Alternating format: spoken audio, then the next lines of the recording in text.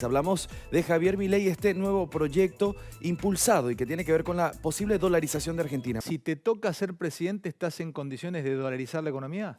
Absolutamente sí. Hoy es factible dolarizar. A partir del mal humor social, de malestar social que genera estos picos de inflación, la pérdida que genera ahorrar en pesos, la devaluación de la moneda, hace que hablemos de un concepto. Hay que dolarizar, hay que dolarizar. Está bien, pero ¿qué significa dolarizar? La dolarización y la estabilización de la moneda comparten algunas medidas en común, ¿sí? En este proceso que busca justamente o bien ir por un lado o bien ir para el otro. Entonces los economistas que te dicen, si hay un camino que efectivamente para estabilizar el peso o para dolarizar tenés que atravesar un conjunto de medidas que efectivamente tenés que llevar a cabo. ¿Por qué vas a llegar al punto máximo que es la dolarización? Que encima que te genera consecuencias muy agresivas a largo plazo, te resigna lo que es la política monetaria tuya. Por ejemplo, si hubiésemos estado dolarizados en pandemia, la Argentina, el gobierno, no hubiese tenido la posibilidad de salir a bancar con el IFE, de salir a bancar con los diversos créditos que dio. No tendría la posibilidad de haber ampliado el déficit fiscal para poder acompañar a los argentinos que realmente estaban siendo muy vulnerabilizados a partir de la crisis económica. Porque dependés de otra moneda.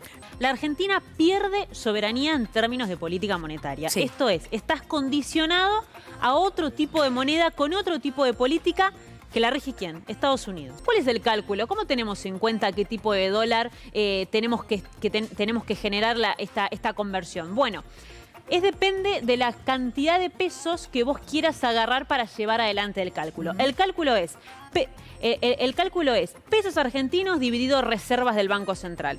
Más o menos en el Banco Central hay 2.000 millones de dólares. Vos lo tenés que dividir por los pesos que hay en el país. ¿Qué tipo? Ahora, hay pesos distribuidos en distintas categorías. Uno es, por ejemplo, la base monetaria, que es los pesos que circulan más lo que hay en las cajas de los bancos privados, ¿no es cierto? Otra cosa son las LELIQs, los pasivos remunerados del Banco Central. Bueno, si agarras la base monetaria y las dividís por las reservas, el tipo de cambio te da 2.000. Ahora, si agarrás lo otro también, la base monetaria, más estos pasivos que te menciono, ya tenemos que hablar de un tipo de cambio 8.000. Bien. Esta cuestión técnica, Dani, deriva en el segundo punto, que es el que más me importa.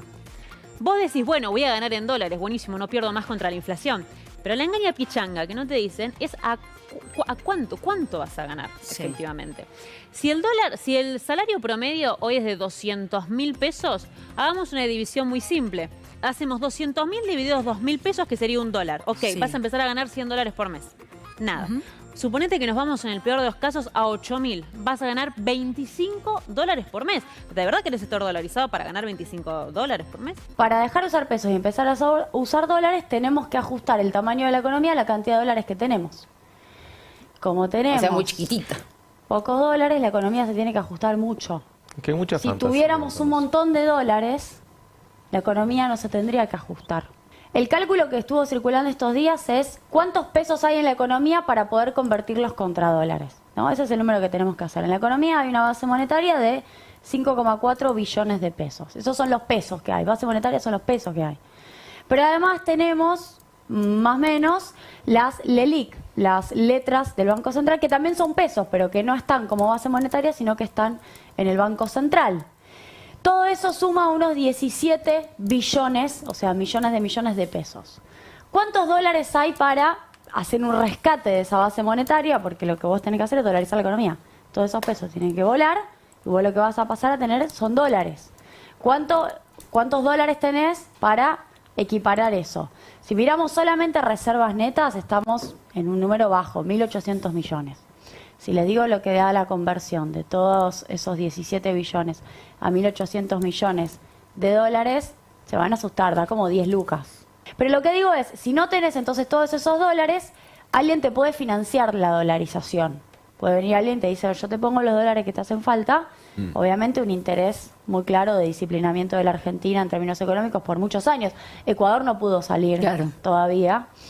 Con 43.000 millones de dólares, prácticamente un nuevo préstamo del Fondo Monetario Internacional, dolarizás a 400, y si no con la mitad, dolarizás a 800, ¿no? Es decir, a 800 el tipo de cambio. Lo cual ya es una devaluación fenomenal. O sea, necesitas 21.000 millones de dólares, igual tenés que ir a 800 el tipo de cambio. No hay manera de que salga bien para ninguno de los que estamos acá, ni para ninguno de los que están escuchando. No hay manera que salga bien en términos de ¿qué? En términos de poder adquisitivo, que es lo que finalmente importa. Por eso lo agarro por este lado, porque lo que le escucharon recién a Milei deben haber pensado: yo necesito que mi bolsillo mejore, no aguanto más esta situación, inflación del 7,7% es inviable para cualquier familia en Argentina en este momento, que por favor una dolarización me estabilice la situación económica. Eso no va a ocurrir, y no va a ocurrir porque estamos hiperideologizados, no, sencillamente porque Argentina no tiene la espalda en materia de dólares que requeriría una medida como esa para ser implementada sin un shock previo. Es decir, para decirlo fácil, solamente con un shock previo muy fuerte de pérdida de poder adquisitivo puede implementarse esta medida. Muy pocos, digo, acá tenemos el caso de Ecuador en la región, pero uno mira Islas Marshall, Micronesia, Palaos, El Salvador, Timor Oriental, Zimbabue. Claro. No son economías desarrolladas de esas que queremos, que queremos copiar. ¿Trabajan por aquí cerca? Sí, en el Hospital Nacional. En el hospital, ¿cuánto gana una persona que trabaja aquí en Panamá? Alrededor de $800. 800 Desde acá. $800 más En o un menos. hospital. ¿Y si alcanza el dinero? La parte administrativa. Ah, ok. ¿Y alcanza bien el dinero o cuesta? La vida está cara. Está cara, ¿no? Sí. Allí están los bancos multimillonarios, la gente que hace negocios con la pobreza en todo el mundo, en los edificios de allí al fondo. Y el sacrificio, el laburo, el trabajo de la gente, lo ves acá, mirá, en ciberperiodismo. Así, gran parte de Latinoamérica viviendo de esta manera. ¿Deseable dolarizar la economía? Bueno, en aquella época estrictamente empezó por el año 98-99 esa idea. Nosotros estábamos en campaña electoral y proponíamos la salida de la convertibilidad. Perdimos las elecciones, pasó lo que pasó después con De la Rúa, Duhalde de presidente, yo asumo el ministerio y también tuve muchísimas presiones para dolarizar. ¿Cuáles? Presiones de distintos sectores, porque por ejemplo, los sectores de las empresas privatizadas que tenían sus tarifas ajustadas por dólar querían dolarizar. Muchos bancos integrantes del sistema financiero también querían dolarizar porque tenían una entrada y salida de flujo de capitales y le convenía eso. Pero el tema de la dolarización, yo diría que hay dos cuestiones. La primera es que se pierden instrumentos de política. Y creo que un país que se está desarrollando necesita tener todos los instrumentos disponibles. Y si uno dolariza, pierde la capacidad de la política monetaria y de la política cambiaria. Al que hoy sufre la inflación y que su sueldo se devalúe a lo largo de un mes, mucho no le importan esos instrumentos. ¿A ese qué le pasaría con una dolarización? Bueno, empezaría a cobrar dólares si hubiera dólares. Hay todo un tema instrumental de que no hay dólares. El mundo está pasando por un proceso de desdolarización. Entonces la gente se está deshaciendo de los dólares. Y esto obviamente tiene implicaciones terribles para el dólar en general, pero principalmente para los ciudadanos americanos. Y vean lo que dice aquí Charlie Kirk hablando sobre el peligro que implica la desdolarización del mundo. Wasn't a good idea for us to become the world reserve currency.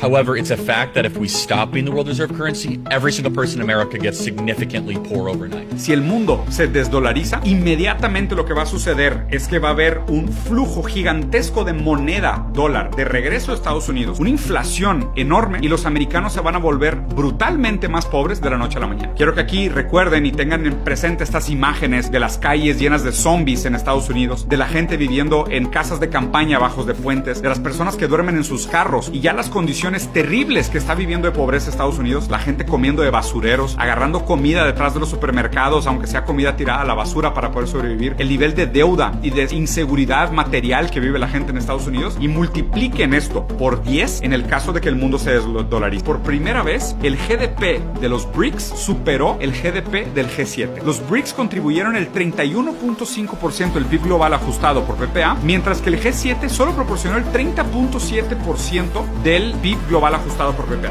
¿Qué significa esto? Como les decía, el mundo está pasando por un proceso de desdolarización. Con este gráfico de Bloomberg con datos del Fondo Monetario Internacional. Miren el siguiente gráfico que nos marca también el movimiento de que el dólar estadounidense desde máximos cayó un 58% de las reservas conocidas. Es decir, el dólar estadounidense cayó al 58% de las reservas globales conocidas en el cuarto trimestre, el nivel más bajo desde 1995.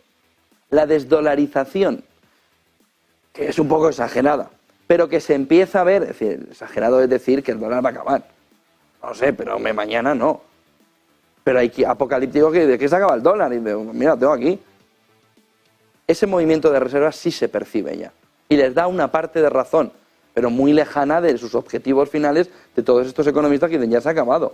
¿Por qué? Debido a la debilidad del dólar en el cuarto trimestre y a la confiscación de las reservas del Banco Central de Rusia y los posibles planes para usarlas para ayudar a Ucrania para reducir ese atractivo del dólar. ¿Qué es lo que estamos viendo? Un movimiento del euro que por cómo salió vapuleado el año pasado ha crecido en las reservas, era el mejor momento para comprar a 0,97, 0,96 y en ese movimiento el dólar era complicado de comprar por lo apreciado que estaba. Ahora la fotografía cambia y parece que el nivel de porcentaje de las reservas globales también caminan, también crecen. Really hard to overstate exactly how catastrophic the abandonment of the U.S. dollar would be as the world's global reserve currency. Look, since the end of World War II, the dollar has been the safe place to go, and it's been backed up by a couple of things. It originally was backed up by gold, but President Nixon took us off the gold standard, so there's no hard asset backing up the dollar anymore for the last 50 years. But also it's been backed up by the strength and economic power of the United States and the fact that oil has always been traded in dollars. If that were to end, that would mean the end of the U.S. dollar. Look, there is a perfect storm happening right now, Will. The world's reserve currency being that, having that status has been a real privilege, but we've abused the privilege by wholly reckless monetary and fiscal policies over many years, certainly over the last couple of years, which has really devalued the dollar. On top of that, now you do have this perfect storm of Biden's weakness, his war on American domestic energy production, the Ukraine war, and as you point out, because of all of these things, we've got America's enemies led by China forming a new economic bloc. And all it would take at this point now, because we're at this pivotal moment, Will, is for Saudi Arabia, who has indicated that they're open to this, to say, you know what, we're going to be open to considering other currencies to trade in oil. If that were to happen, there would be a complete implosion of the global economic system, but certainly the American economic system. And if that were to happen, you'd be looking at sky-high inflation, just raging Weimar Republic kind of inflation. If you think inflation is bad now, just wait. But more importantly, we would lose our economic dominance and we would lose our superpower status.